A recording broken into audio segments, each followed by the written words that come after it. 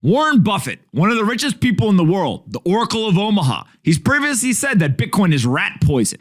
Well, Warren Buffett now has been dumping his legacy financial stocks like Visa and MasterCard, and instead he's now putting billions of dollars into a company called Newbank.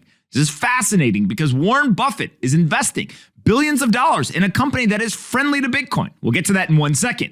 But the most important part is that Warren Buffett previously called Bitcoin rat poison, and his partner, Charlie Munger, said that it was like trading dead, harvested baby brains. I don't know what that means, but it sounds bad.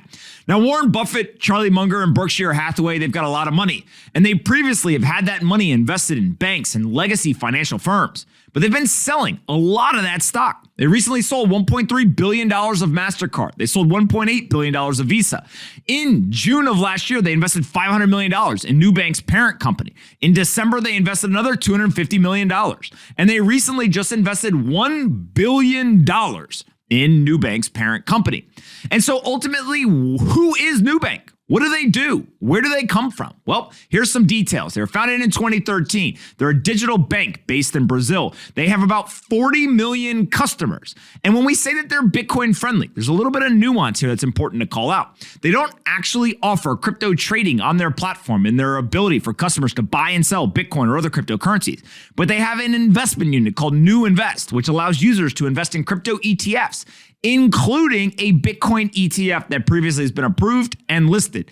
And so ultimately, Newbank, they like Bitcoin, they like crypto, they've got the ETF structures, and they're bringing them to customers around the world. And Warren Buffett keeps piling in cash. Newbank now is a publicly listed company. It went public at a $41 billion valuation. This is a big boy company, and they understand Bitcoin is good for business.